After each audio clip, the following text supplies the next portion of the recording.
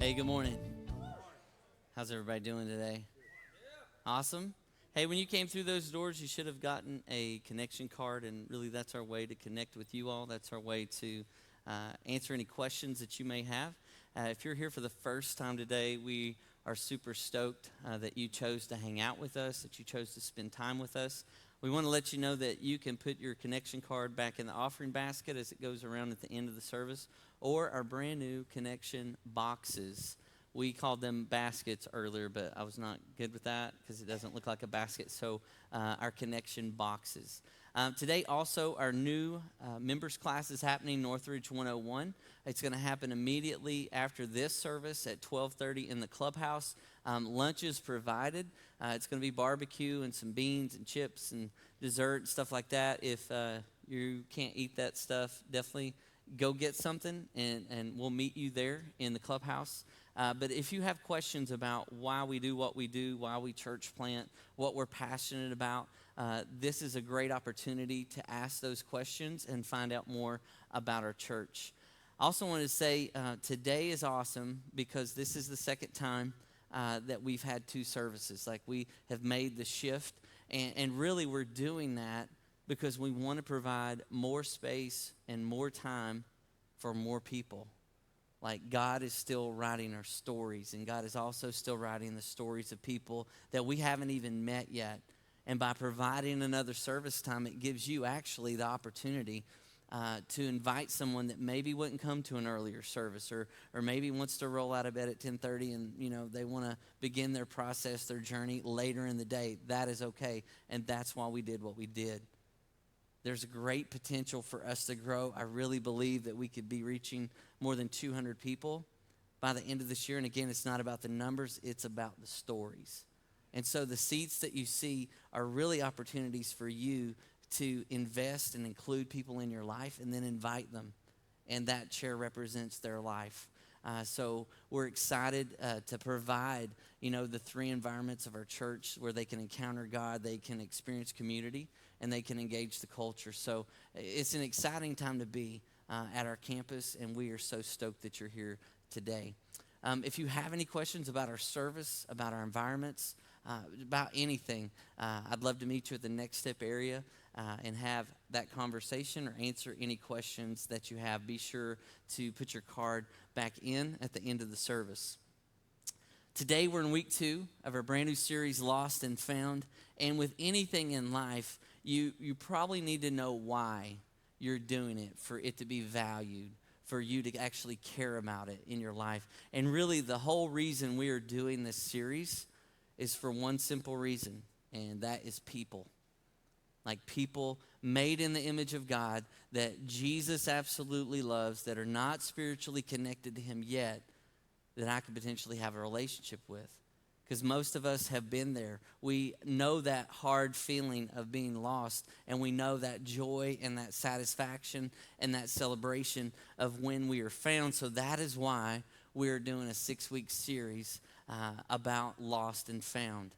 And the reality is, we talked about it last week, a lot of people don't like the terminology lost to describe somebody that does not know God, that is an outsider. But when you look at the Bible, that's what Jesus says those people are. I used to be one of them. You're either lost or you're found.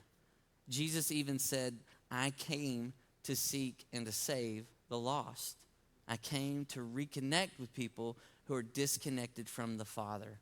And so we talked last week about how it's a mystery, but it's also organic. When somebody comes into a relationship with God, it's not something we can control, which should actually help us to feel better, because there's nothing you can do or say to help somebody cross that line spiritually. It is a God thing. Jesus said, if anybody comes to the Father, they have to be drawn by him so they can engage with me. But we're doing it, this entire series, because of people and because of the stories represented in those lives. Jesus came to seek and save the lost. So logically, if I know him and if I am following him, then that will be a part of my life too. That should be the thing that drives us in what we do within our lives. Found people find people. Say that to your neighbor if you don't mind. Found people find people. Now your other neighbor who felt neglected, who's sitting on the end. Found people, find people. If you have been found spiritually, have a relationship with Jesus, then you have the ability to do the same exact thing that Jesus did, which is to reach other people with unconditional love, serving them empowered by the Holy Spirit, giving the truth that really does change and correct hearts. I think we would all agree that being a part of God rescuing people is pretty amazing. And really, as we go through a series like this, if you're a Christ follower and you think about the life circles that you are a part of, you really have to ask the question, where on the journey is my friend? Like, where are they? Do they not trust you at all? Do they not trust other Christians? Do they not trust the church? Or are they becoming curious? Are they starting to ask questions? Are they starting to seek change and observe different things? And really, that's where you have to be sensitive to where they're at. Not where you think they should be, not where you want them to be, but where is my friend on the journey? We looked at 5 thresholds last week. I want to throw these up here real quick.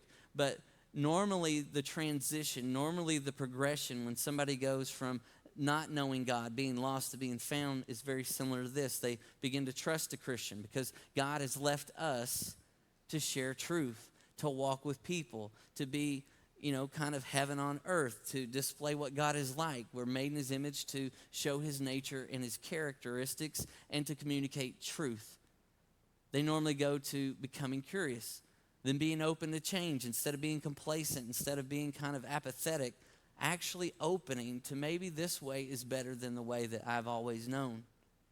Then seeking after God, and a lot of you know that moment where something happened in your heart and you began to be curious so much so that you wanted to know the truth, that you wanted something different than what you had experienced, and you knew that what you had was religion and what you really wanted and needed was relationship.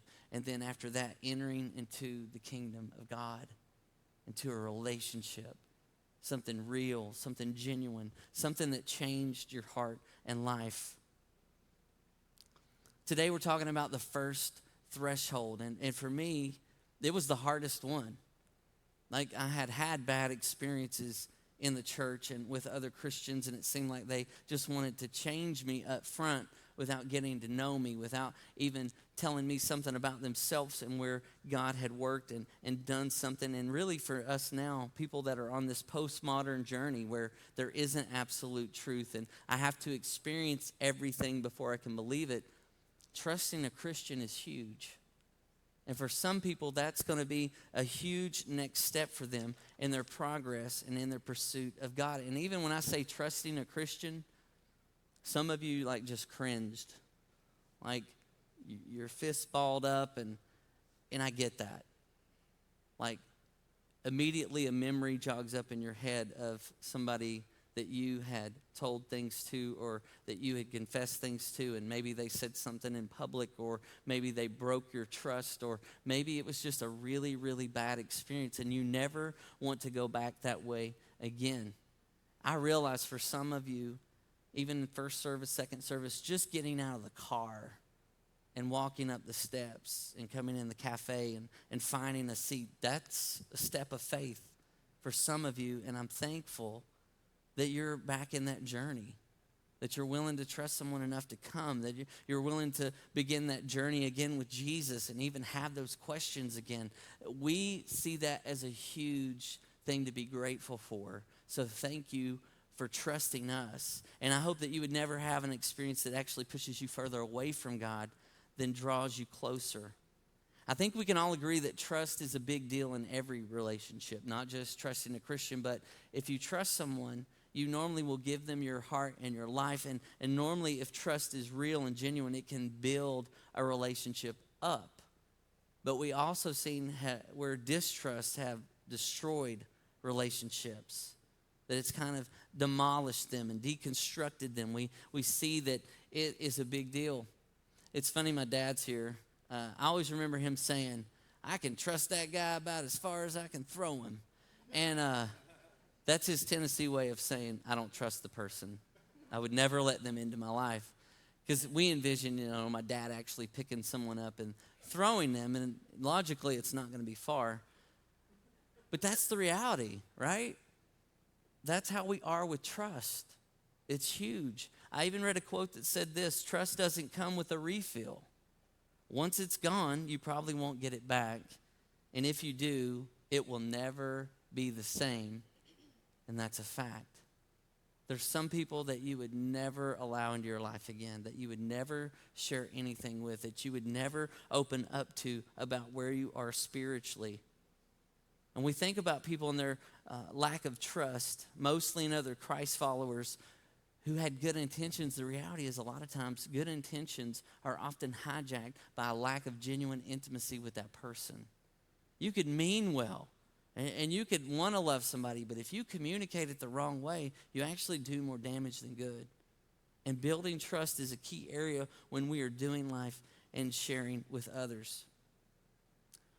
I started thinking back to just my Christ walk, and really I think one of the hardest places that I had was in seminary. Now, there were some good things that happened in seminary. I understood the New Testament and the Old Testament better. I met my beautiful wife in Fort Worth, Texas. We would have never met outside of seminary. Met some great friends. But one of the classes that I had a huge struggle with was Evangelism 101.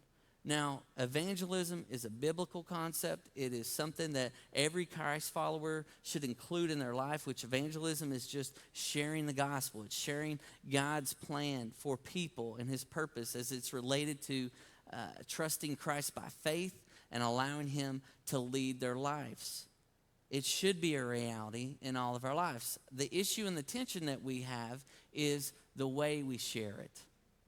Because there's some things that are super unnatural for you that you would never do in normal life that you do in classes like that. And so to pass the class, you had to share the gospel with at least 10 people. And the gospel is just the story of Christ. And we would be like safari hunters in Walmart and Barnes and Nobles and restaurants. And, we would be like over the bookshelf, like just looking into, engineering and body life, just looking for anybody. And we would plant Bibles by, certain sections, and the person would walk by and be like, did you have questions about the Bible? And they're like, what Bible? I'm like, this one here. It's the Lord's will that I talked to you today.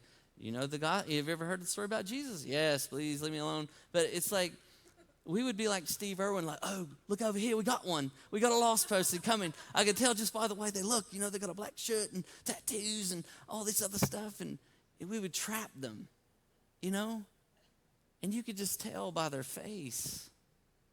It was never normally a good conversation. And a lot of times it led to probably further damage down the road, even though for some people maybe it was a thing. And if you got saved that way, awesome. If you got jumped in Starbucks or Barnes & Noble's, awesome. But here was my struggle with that. I honestly could have cared less about the person after that conversation because I really just wanted a passing grade. Like, I really didn't care about connecting with them later. And honestly, I don't want anybody to interact with me that way either. I'm there to read books for free and drink coffee. I struggled with the method, and I think we do too. Most of us, if we would be honest, because you always have to ask yourself, is it working? Is it productive? Are more people wanting to talk to me about Jesus? And that's where you really have to assess why you do what you want to do. And honestly, for me, I felt disingenuous, and I felt fake, and I was a horrible salesperson. Now, when you think about that and what I just shared with you, there's a reason why people don't trust us. There's a reason why people don't trust you. And maybe it's because you have been disingenuous and only saw them as a project, only saw them as a grade, only saw them as just checking something off your box. And maybe that is you. That's your experience today with Christians. And I want to say I'm sorry if that's what happened. I don't blame you for not trusting us. I don't blame you for being upset because I don't think God ever intended us to treat you that way. I actually want to give you a few people not to trust. I'm talking to my unchurched friends, and if you're not all there spiritually yet, I want to encourage you to not trust 3 certain kind of Christians. I'm not talking to the church. I'm talking to my unchurched friends. The first Christian I would not trust is one that does not celebrate God movements and moments. Luke chapter 6, there's a man with a withered hand.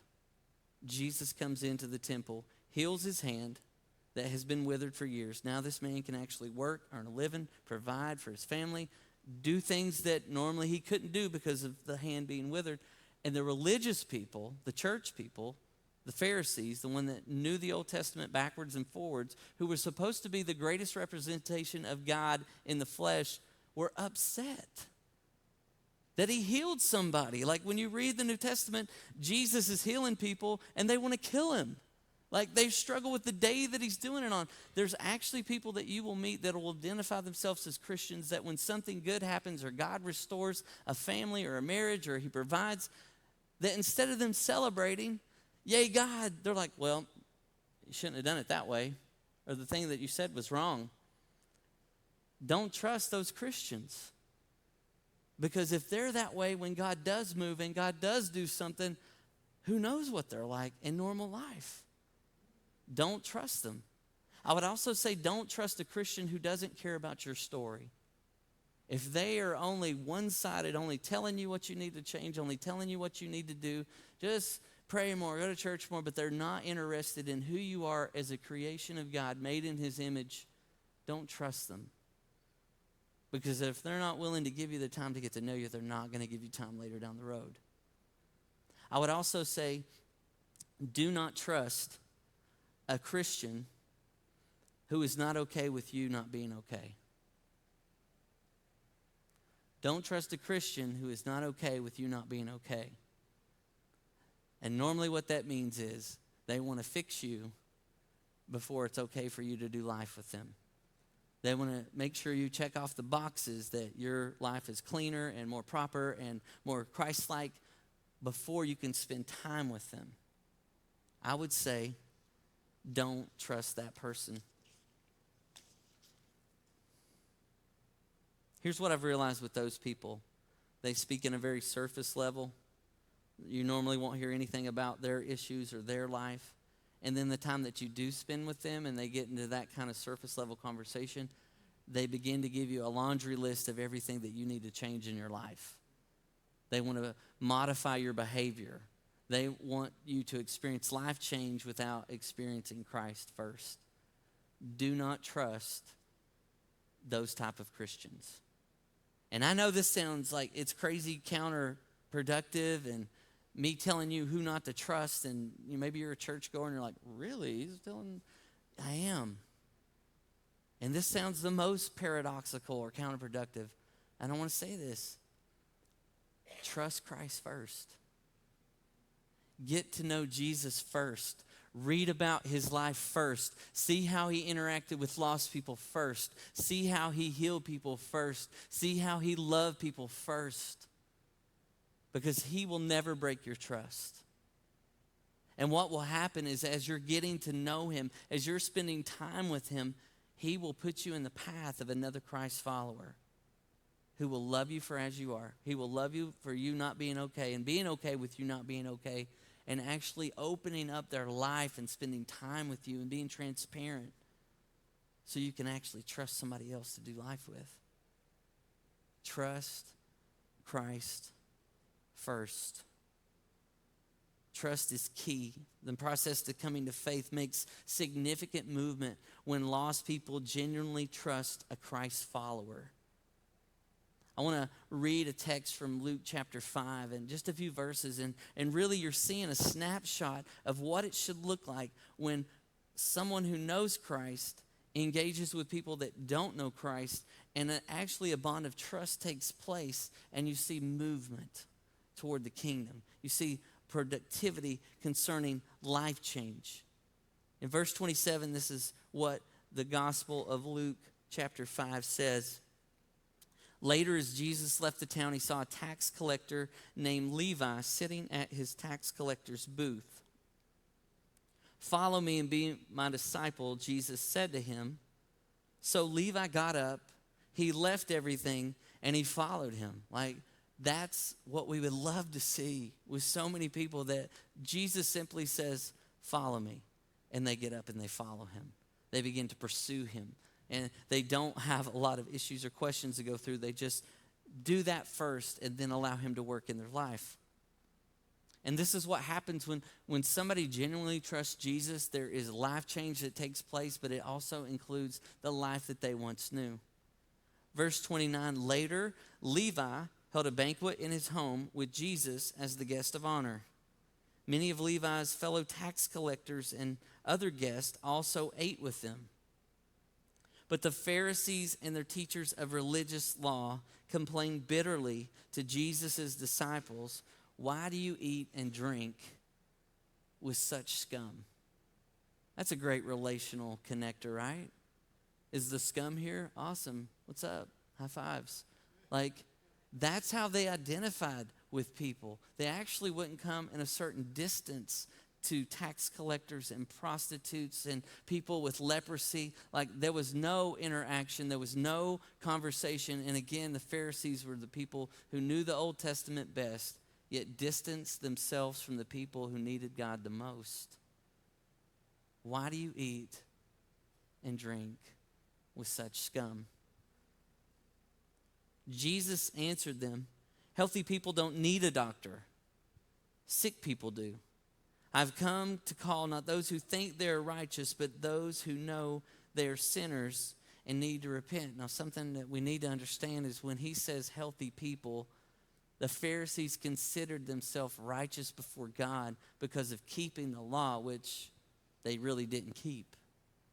They just seem on the outside cleaner and more right with God than the scum, than lost people. And Jesus said, I didn't come for people who feel like they can save themselves. I didn't come for people who feel like they have it all together spiritually. I came for the people who know that they have a problem, who know that they can't save themselves, who know that they are in that vicious cycle of trying to be right with God in their own power, in their own life, doing their own thing. I came for sick people. I came for lost people. I came for people who knew that they would need me. Jesus spending time with people actually, really, if you think about the culture at that time, he transcended culture, because a Jewish rabbi was never supposed to spend time with or have a meal with people like tax collectors, who were considered pariahs, who were considered outcasts of society, who nobody wanted to spend time with because A, they're taking money, and B, they're giving it to Rome. So Jesus is going beyond culture. He doesn't care about what people think. He is there to engage lost people, to spend time with them, and to engage them right where they are. And Jesus did that because he wanted them to experience life change. He came to spend time with them. He came to call them into a new relationship. He made contact with them. And he did life with people wherever they were. He didn't just invite them to a Sunday morning service. He met them where they were. He met them where they did life. Him being at Levi's dinner table probably broke some social taboos, but his presence there shows that he looked beyond culture and actually looked at people's hearts, where they were. And for us in this Bible Belt that we live in, for some of us, we're going to have to look beyond the religious and church culture that we live in and actually look toward the person's heart and meet them wherever they are.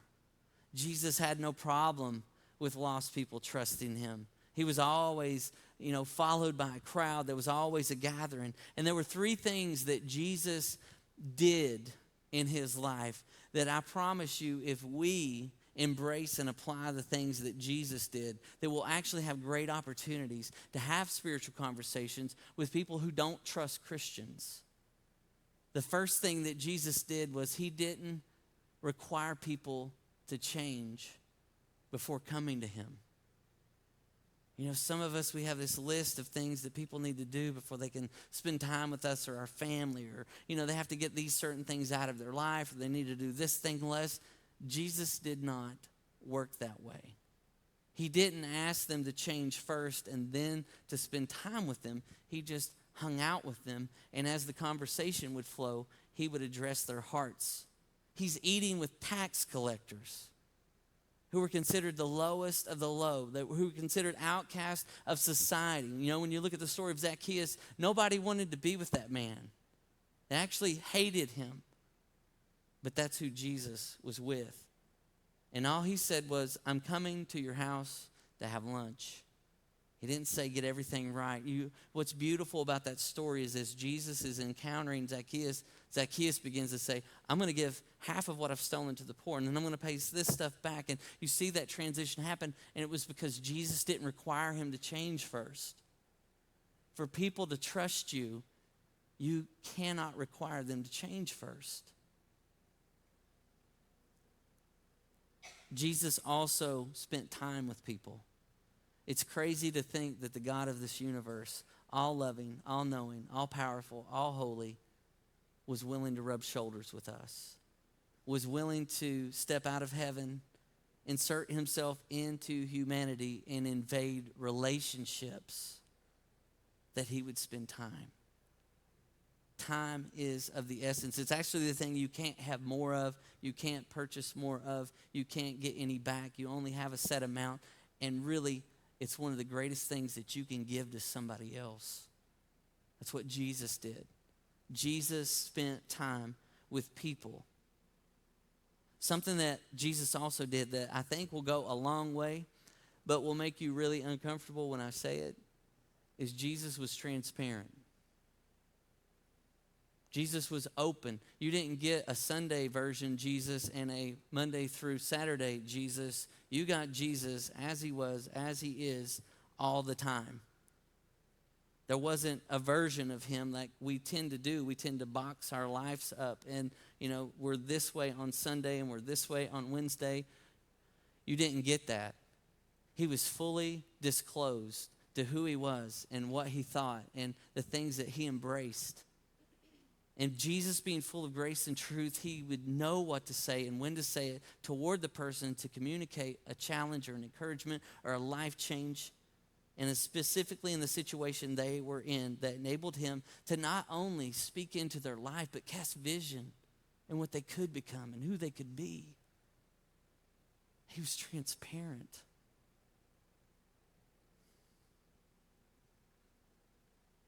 He always asked questions. He always shared truth, and he always met them exactly where they were.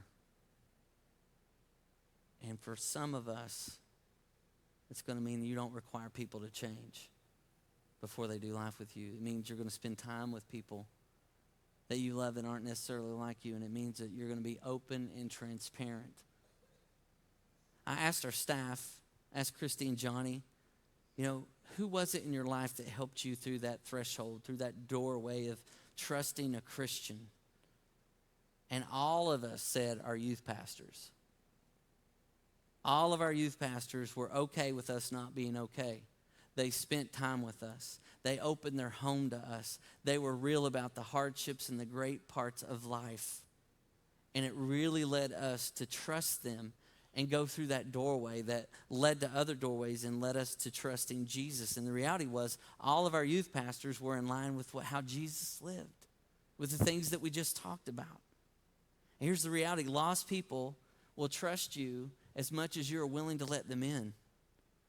You can't expect them to make huge steps if you're guarded with your home and your time and just your life in general. They will only come in to as far as you will let them in. And you don't have to understand or even have the same life experiences as them to connect with them. What you have to do is be okay with them not being okay and simply living out what Jesus modeled for us. And the bottom line is this: time and transparency, they equal trust. Think about any relationship that you have that you believe is endearing, that you treasure, and you look back and it was because you spent time with that person. And because they were transparent with you. They were themselves with you no matter what. And you trusted them. Here's the reality and really kind of the warning. If you don't allow that to be in your life, what will happen is you will care more about behavior modification. behavior adjustment, them doing stuff less of or doing good things more, and that really never leads to heart change. And what happens is you both are hurt in the end because the person really tried to save themselves by doing things and not doing things. Transparency and time equal trust. I want to quickly just look at 5 knee-jerk reactions, kind of like the church has done when we've encountered lost people, unchurched people, and how we've responded to them. And I actually want to give you the kingdom kind of minded response that we should give counter to the knee-jerk one. The first thing that I think will help us, enable us to establish trust with people that are not Christians is not be so defensive and actually pray for people more. Like to defend, we begin to close our hearts to non-Christians and we begin to treat them with contempt and we begin to finger point, we begin to judge and tell them everything that they're doing wrong in their life. And really a better response, like we talked about last Sunday, is to simply stop and just say, Jesus, give me the love and the heart that you have for people. Wherever they are, whatever their life is going through, help me to see them like you see them and to love them like you love them instead of being super defensive. Pray instead of defending. We sometimes bruise people. We become personally offended and feel a sense of shame and despair, and often we retreat and decide really to never take a risk again in including someone in our life. And actually, the better reaction, the better thing that we could do is actually learn. It's crazy when you take a moment, when you have somebody and they say, well, I just hate the church. I don't trust Christians. Instead of you being defensive, instead of you being upset by that statement, learn from them. What happened? Did it change your perspective about God? Have you always felt that way? Do you feel like this is something that you'll never trust again? And what could happen to enable you to trust God at least? Maybe one more time. You begin to learn their experience and you ask them good questions instead of bruising them. We tend to avoid instead of bonding. We distance ourselves from people and decide not to go in their circles. And what happens when you isolate yourself from unchurched people? And by the way, you can't make a disciple without a lost person. Jesus has called us to make disciples. You can't do that with other Christians. You can help them mature somewhat, but you have to have somebody that is unengaged without a relationship to make a disciple. What happens is we begin to avoid people who are different than us. And it becomes a us versus them kind of mentality. And then you build this Christian bubble that you don't allow any outside influences in. I'm going to listen to my Christian radio station and talk to my Christian friend and read my Christian devotional and watch my Christian show and talk to my Christian buddies at lunch, and we'll pray for each other. And you don't include any outsiders within your life because of fear of them inserting themselves and something happening. I'm going to tell you what would happen is somebody's God story would begin to unfold and be written. So the worst thing you could do is avoid people instead of bonding with them and actually kind of meeting them on their own turf and actually sharing an experience with them that can actually break down distrust. Something else is we need to affirm instead of judge. We have this temptation to just judge other people outside of us and write them off. And, they're long gone. There's no point in me investing any time into their life. And you almost use it as a reason to treat them rudely. People made in the image of God who are valued and cherished by God. What you could do that would be better is to actually affirm them where they're at. This is a really hard place that you're at in life, but, I can see you actually making next steps. Like, what do you feel like would be a great next step? Like, what do you want in your life? And how does that happen? Actually affirming them in that moment. And then finally, welcoming them instead of arguing. Because I know I came out of that kind of season where I wanted to argue and debate. And, I had all the disagreements. And I think like a lawyer, so I build a case this way. And really, it was unfruitful for me. And it was definitely not helpful for them. because no one that I had a huge debate or argument with concerning faith ever said, I want to get to know your Jesus more. How do I come into a relationship with him? It was not helpful. There are moments that you do have to have a reason for what you believe and why you believe Jesus the way that you do and following him. But oftentimes, instead of arguing, maybe the best thing you can do is welcome them into your life, into your space. What I like to do as I'm investing in people is I just include them in what I'm already doing in my life that I would be doing anyway. And I invite them in and invite them to our home, and we spend time with them.